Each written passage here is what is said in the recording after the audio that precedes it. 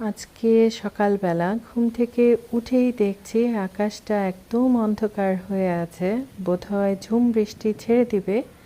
প্রিয় ভাই বোন বন্ধুরা সবাইকে আসসালামু আলাইকুম এবং আদাব। সবাই কেমন আছেন? আশা করছি অনেক অনেক ভালো আছেন।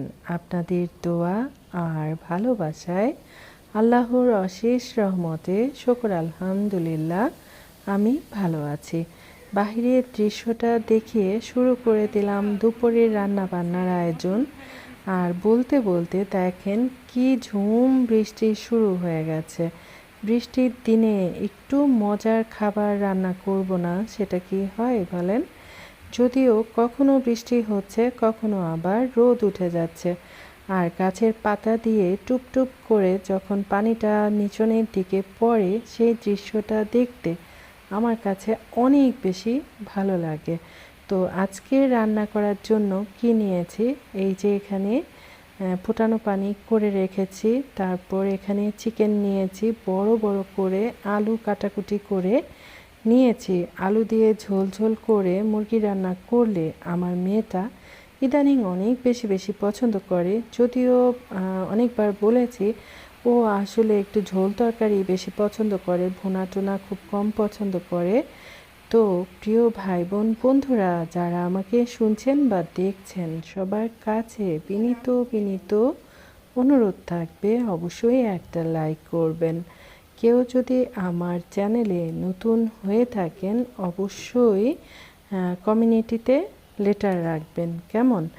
আর চিকেন রান্না করার জন্য এখানে আমি পরিমাণ মতো তেল দিয়েছি, পেঁয়াজ দিয়েছি, তারপর গরম মশলা দিয়েছি, একটু বাদামি কালার করে তারপর আমি আমার টেস্ট অনুযায়ী যাবতীয় মশলা দিয়ে তারপর কি করেছি জানেন, মশলাটা কষানোর জন্য পানি দিয়েছি এবং সেটার মধ্যেই আমি আলুগুলা দিয়ে দিয়েছি।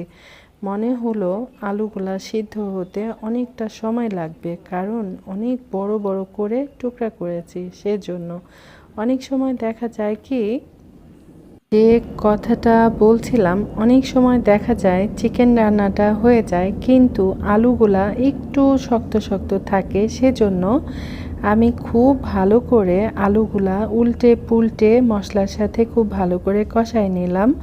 আর দেখতে অনেক বেশি সুন্দর লাগছিল। আর আমার মেয়েকে আমি বলছিলাম এমন করে যদি কি বলে এটা, আলুর দম, এমন করে যদি আলুর দম রান্না করি সেটা রুটি পরোটা তারপর হচ্ছে সাদা ভাত পোলাও সব কিছু দিয়ে খেতে অনেক বেশি বেশি মজা লাগবে। তো যাই হোক, ধুয়ে রাখা চিকেন এটার মধ্যে দিয়ে দিচ্ছি। এখন কি করব, এখন খুব ভালো করে উল্টে পুল্টে মশলার সাথে মিশাই দিব। আর চিকেন কষানোর জন্য আমি কিন্তু কোনো পানি ব্যবহার করব না, যেহেতু আমি অল্প আঁচে রেখে তারপর খুব ভালো করে কষাই নিব। আর অল্প আঁচে যখন রাখবো তখন চিকেন থেকেই যথেষ্ট পরিমাণ পানি ছেড়ে দিবে, আর সেই পানি দিয়ে চিকেনটা কষাই নিয়ে পরিমাণ মতো ঝোল দিয়ে রান্না করব। তো ঠিক আছে, আমি এগুলা কষাই নিই, থাকেন আমার সাথে। যে 2 মাসে 2 বছরের পড়া কমপ্লিট করানোর। ওদের আগে থেকে টিচারের খোঁজ করা উচিত ছিল, তাই না বলো? ছিল নাকি একটা টিচার এসেছিল, ওদের পছন্দ হয় নাই, খালি নাকি শীট দেখিয়ে দেখিয়ে দিয়ে দিত। পছন্দ না হলে তো হবে না, তোমার কোর্স তো কমপ্লিট করতে হবে, তাই না? এরপরে যে আমি হচ্ছে কত কষ্ট একদম করেছি। না পড়া থেকে, একদম না পড়া থেকে হ্যাঁ, কিছু তো কিশমিশ দিয়েছি তো, ও কিশমিশ দিয়েই তো এটা কষায় নিলাম। কি আশ্চর্য, আর একটু পানি লাগবে। তুমি কি ঝোল ঝোল খাবা নাকি একটু ভুনা ভুনা খাবা বলো? ওই তো মিডিয়াম। আচ্ছা, বাস নামানোর আগে জিরার গুঁড়া দিয়ে দিব, বাস হয়ে যাবে চিকেন রান্না। গল্প করতে করতে রান্না বান্না শেষ হয়ে যাচ্ছে, তো চিকেন রান্নাটা হয়ে গেছে, তো ভাবলাম ঝটপট ফাইনাল লুক শেয়ার করে ফেলি। মা মেয়ে গল্প করছিলাম আর রান্না বান্না করছিলাম। কখনো বৃষ্টি হচ্ছে, আবার কখনো অনেক ভয়ঙ্কর রোদ উঠে যাচ্ছে। খুব বেশি রোদও ভালো লাগে না, খুব বেশি বৃষ্টি বাদলও ভালো লাগে না। বৃষ্টি হলে রাস্তাঘাটে পানি উঠে একদম কাদা পানি হয়ে যায়, বাইরে গিয়ে একদম শান্তি নাই। আর আমার মেয়েটা বলছিল কিছুই ভালো লাগে না, কয়েকদিন থেকে ক্লাস কোচিং কোথাও যাওয়া হচ্ছে না, মানে ঘরে থেকে আর বেশি ভাল লাগছে না। আর কি করলাম, আজকে মেখে জুখে খিচুড়ি বসায় দিয়েছিলাম। আজকে মুগ ডাল দিই নাই, শুধুমাত্র মশারি ডালের খিচুড়ি রান্না করছি আর কি। তো ঠিক আছে, থাকেন আমার সাথে। একটু ভালো করে কষায় নিলাম। এখন কি করব, গরম ফুটানো পানি দিয়ে দিব। হ্যাঁ, ফুটানো পানি দিয়ে দিব।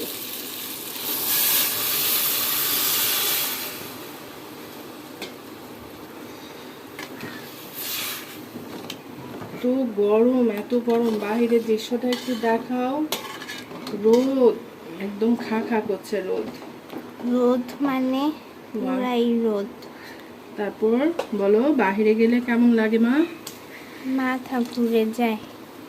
মাথা ঘুরে যায় গো, আমার বাবুর মাথাটা ঘুরেই যায়। এখন এটা ঢাকনা দিয়ে ঢেকে রান্না করে নেব। তাহলে বুঝো, এই জন্য আমি আমার ফ্রেন্ডরা হচ্ছে দুষ্টামি করে। আম্মু হ্যাঁ। ওই যে বক্সের মধ্যে কয়েকটা কাঁচামরিচ আছে, এটা মধ্যে দিয়ে দাও তো। কি দিয়ে দিব? ওরে বাবা, কি দিয়ে দিবা? হাত দিয়ে দাও, একটা একটা করে তুলে। হাত জ্বলবে, কি যে বলো, হাত জ্বলবে।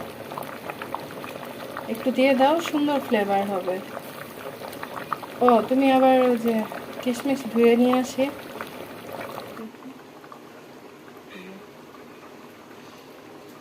এটা দেওয়ার কারণে টেস্টটা ভালো আসবে, অল্প করে। তুমি তো দিতে চাও না। বৃষ্টির দিনে ধোয়া ওঠানো খিচুড়ি, তারপর সাথে যদি হয় নানা ধরনের ভর্তা, ডিম ভাজি, তাহলে তো কথাই নাই।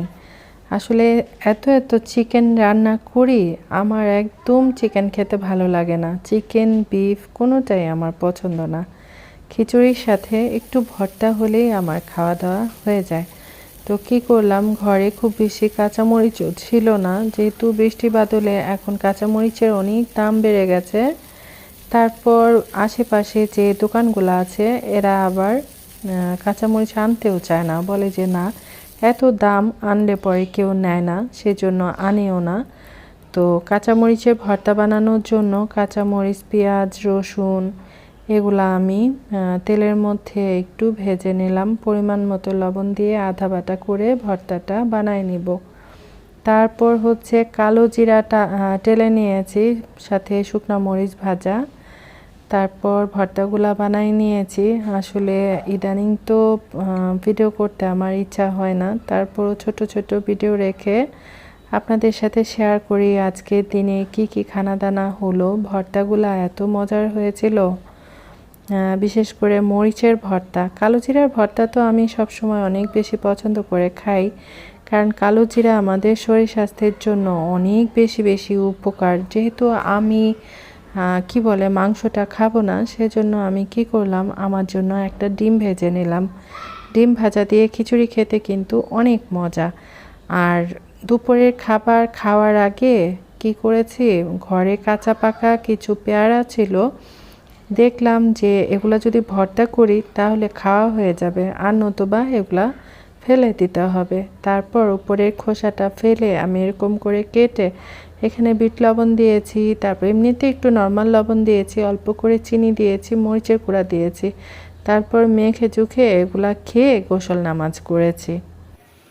আরে আলু কাটা হয়েছে? হ্যাঁ, পারফেক্ট। পারফেক্ট আছে। তুমি কি করে বানাবা সেটাকে আমি ভিডিও করব? আমি তো ভেবেছি তুমি বানাবা।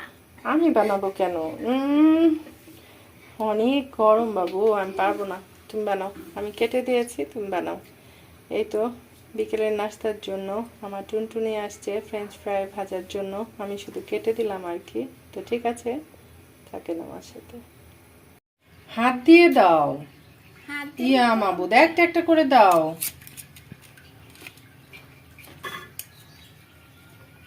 এত ভয় পেলে কি রান্না করা যায়? এটার মধ্যে কি কি দিয়েছে বাবু? আস্তে আস্তে আস্তে আস্তে, নতুবা তেলের ছিটা আসবে। এটার মধ্যে হাত দিয়ে দিতে হবে। হ্যাঁ, এটার মধ্যে দিয়েছি তোমার কি বলে, এই যে ম্যাগি মশলাটা, হ্যাঁ, ময়দা আর একটু লবণ। আচ্ছা। ওরে বাবা, অনেকগুলো একসাথে দিও না, তাহলে অনেকগুলো দিলে তাহলে ভাজা হতে তো একটু সময় লাগবে। ইয়া আল্লাহ, এতগুলা! হ্যাঁ। আসলে দেখলাম এক একজনের রান্নার স্টাইল এক এক রকম হয়। তুমি ভেবেছিলা আমি তোমাকে করে দিব না? ও, দুষ্টুমি করেছো? ও, আচ্ছা ঠিক আছে, তুমি ভাজাভুজি করো, তারপর ফাইনাল লুক শেয়ার করো সবার সাথে, কেমন? নিজে কষ্ট করে বানায় নিয়ে আসছো, খেয়ে দেখো কেমন হয়েছে। আর একদম ঘামায় গিয়েছে। না বাবু, এখন নামাজ করবো। দেখো, বিসমিল্লাহ।